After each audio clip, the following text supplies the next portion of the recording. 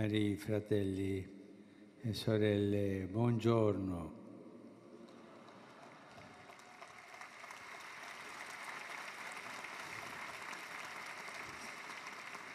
Con questa riflessione siamo arrivati alle soglie del Giubileo. È vicino. Davanti a noi sta la porta. Ma non solo la porta santa, l'altra, la grande porta della misericordia di Dio. E quella è una porta bella, che accoglie il nostro pentimento offrendo la grazia del suo perdono. La porta è generosamente aperta. Ci vuole un po' di coraggio da parte nostra per varcare la soglia. Ognuno di noi ha dentro di sé cose che pesano, o no?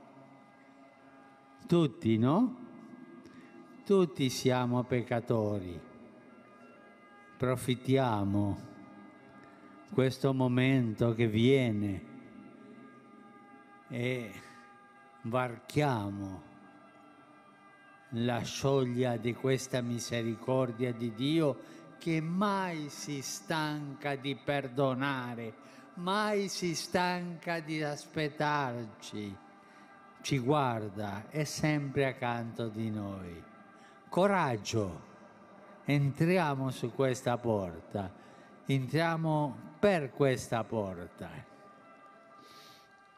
Dal Sinodo dei Vescovi che abbiamo celebrato nello scorso mese di ottobre, tutte le famiglie e la Chiesa intera hanno ricevuto un grande incoraggiamento a incontrarsi sulla soglia di questa porta aperta.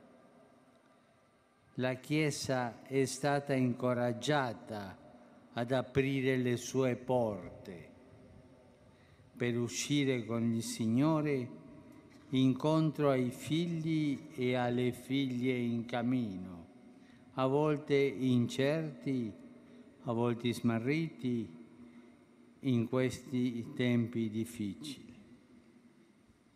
Le famiglie cristiane in particolare sono state incoraggiate ad aprire la porta al Signore che attende di entrare, portando la sua benedizione e la sua amicizia.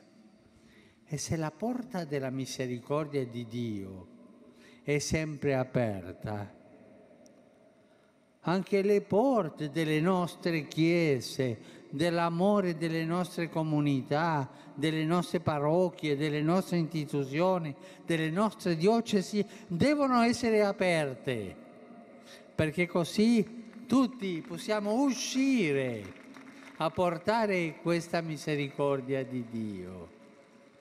Il Giubileo significa la grande porta della misericordia di Dio, ma anche le piccole porte delle nostre chiese aperte per lasciare entrare il Signore o tante volte uscire il Signore prigioniero dalle nostre strutture, del nostro egoismo e tante cose.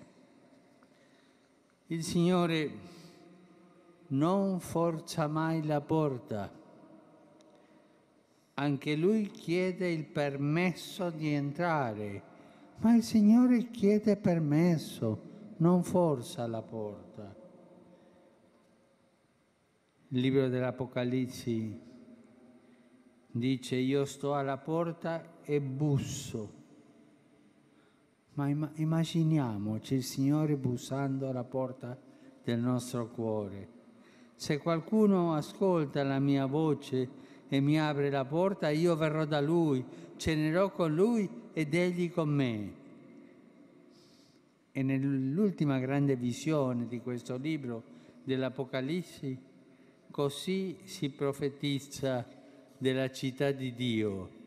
le sue porte non si chiuderanno mai durante il giorno, il che significa per sempre, perché non vi sarà più notte.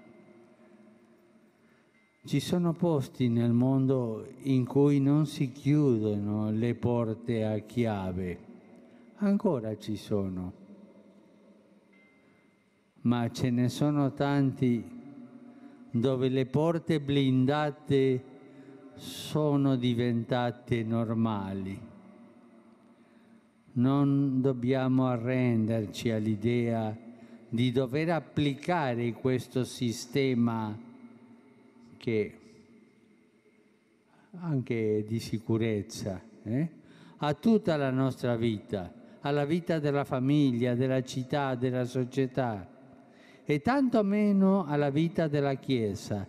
Sarebbe terribile una Chiesa inospitale, così come una famiglia rinchiusa su se stessa mortifica il Vangelo e inaridisce il mondo. Niente porte blindate nella Chiesa, niente, tutto aperto.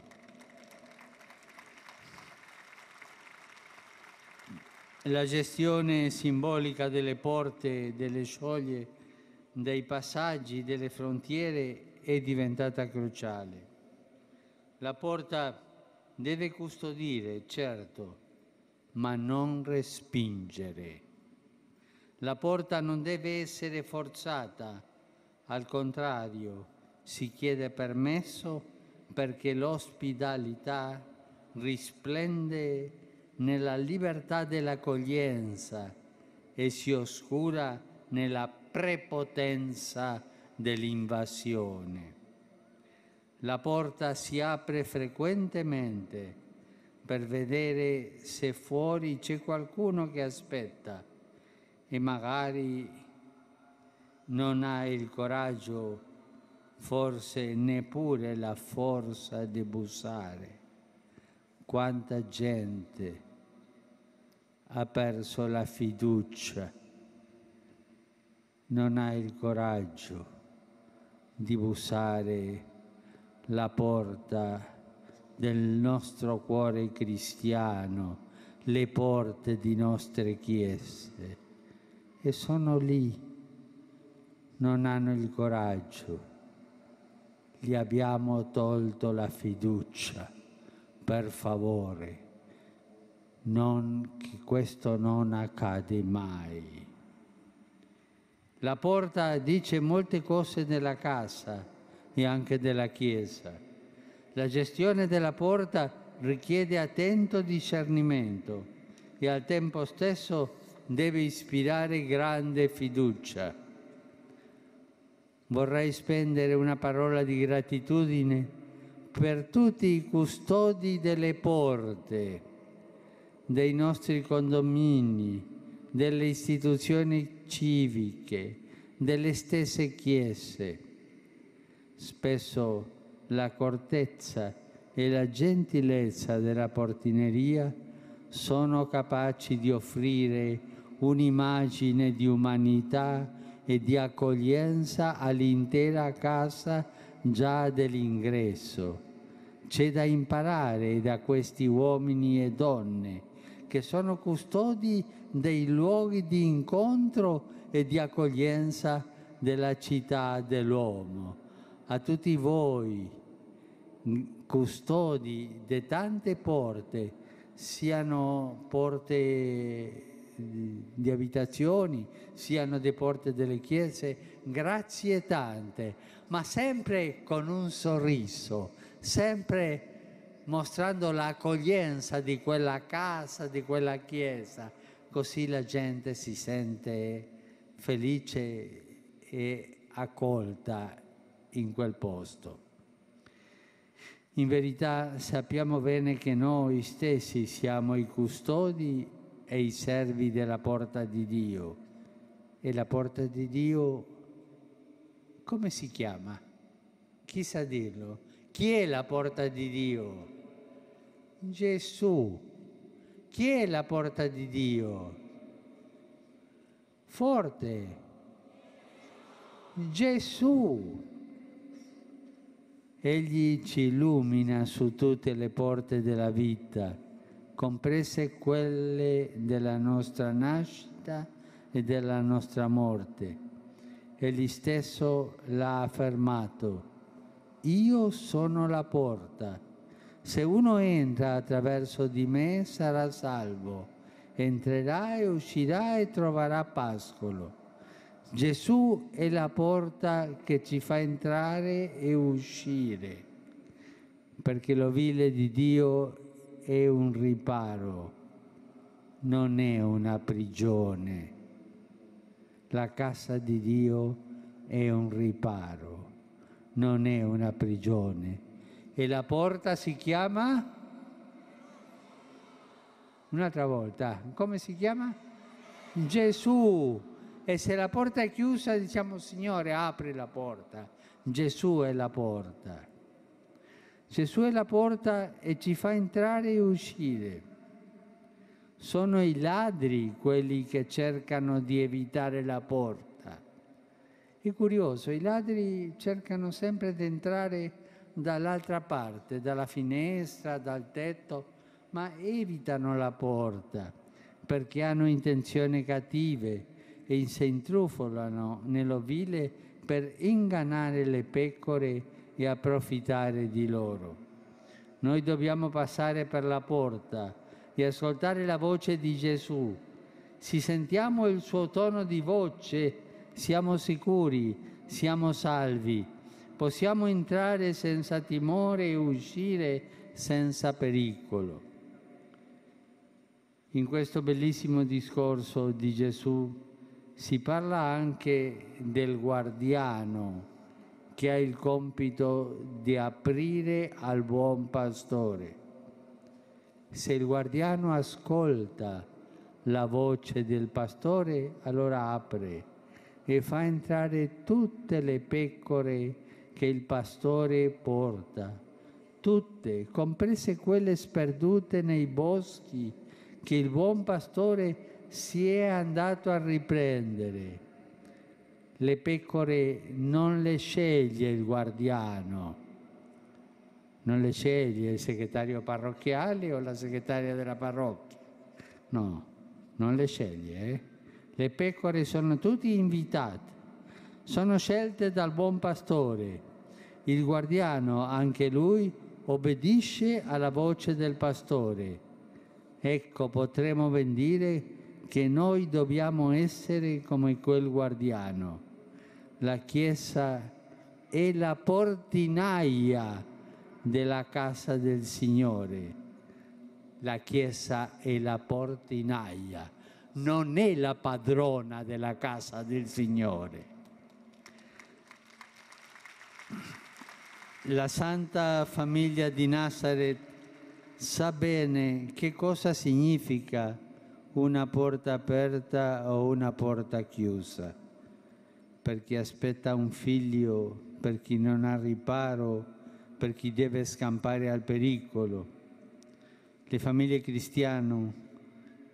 cristiane facciano della loro soglia di casa un piccolo grande segno della porta della misericordia e dell'accoglienza di Dio.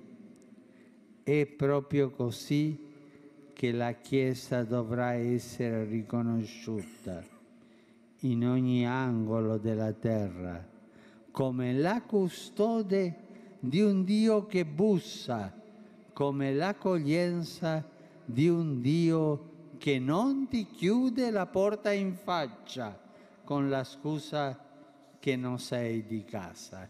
Con questo spirito stiamo vicini, siamo tutti vicini al Giubileo. Ci sarà la porta santa, ma c'è la porta della misericordia di Dio grande, che ci sia anche la porta del nostro cuore per ricevere tutti, sia il perdono di Dio o dare il nostro perdono e accogliere tutti quelli che bussano alla nostra porta. Grazie.